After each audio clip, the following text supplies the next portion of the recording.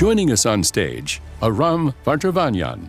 Mr. Vardevanyan is a human rights lawyer in Armenia, dedicated to protecting freedom of conscience and belief in his country.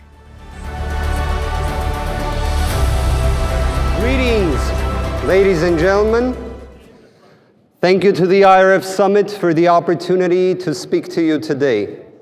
I come from the Republic of Armenia, my homeland, a great country, a great nation filled with talented and hard-working people. For centuries, our country had an anchor in defending our interests and unifying our people. It was and is the Armenian Apostolic Holy Church. Our nation, throughout its history, has suffered various ordeals: genocide, war, oppression, blockades, and yet never lost its faith. I have to mention that in the year 301, Armenia adopted Christianity as its state religion, thus making us the first Christian nation. The Armenian Apostolic Holy Church has safeguarded our religious, cultural, national identity throughout centuries.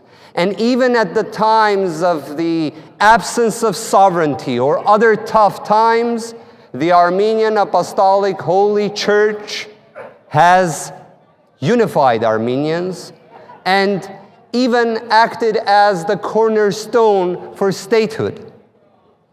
Now, we have witnessed difficulties these last few years.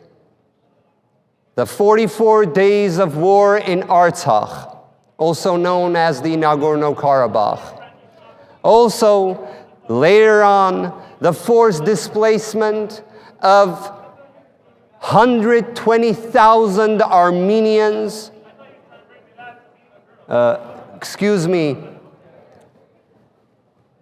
I would like to add that as of now, 120,000 Armenians have been forcefully displaced from their ancestral homes.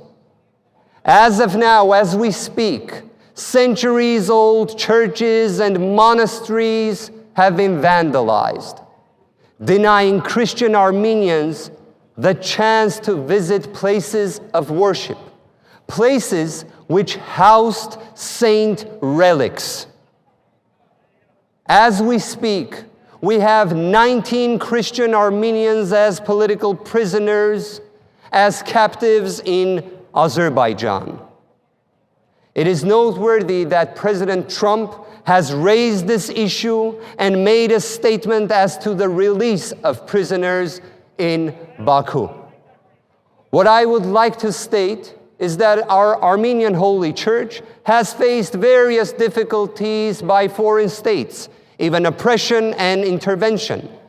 But what was the unthinkable is that such kind of intervention takes place right now in Armenia by the Armenian leading powers and government.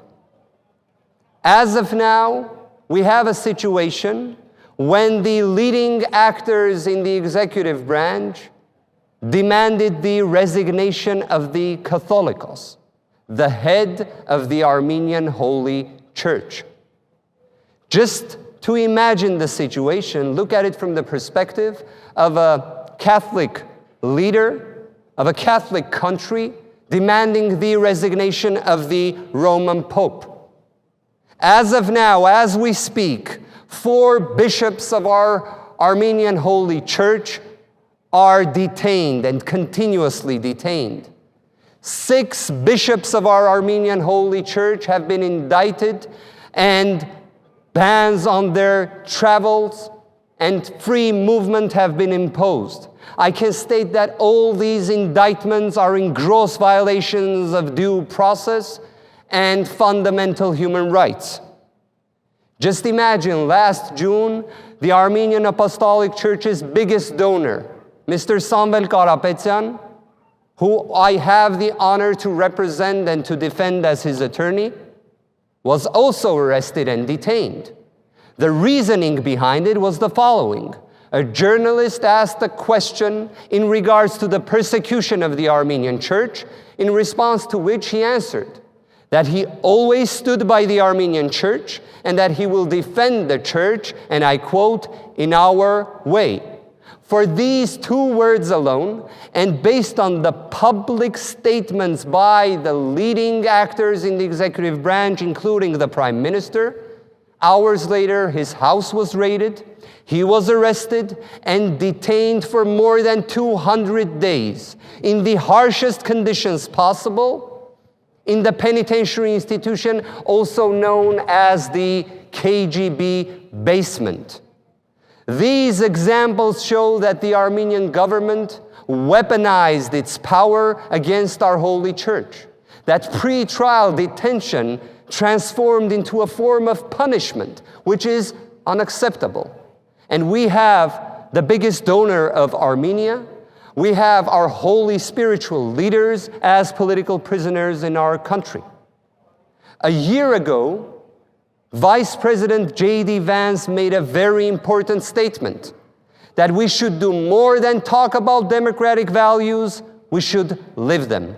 This is what I believe is the best formula to solve the situation, to solve the problems in regards to religious freedom, that we should do more than merely talk about them. For 15 years I've been practicing law, and I have never seen such kind of flagrant violations. These violations are neither acceptable nor tolerable. Dear colleagues, I pray that together we will be able to better protect and better promote religious freedom. I pray for the freedom of all those who are unlawfully detained and all those who are persecuted, both in my great country and abroad. And I want to thank the IRF Summit for this opportunity to have this speech in the land of the free and the home of the brave. Thank you so much. God bless you all.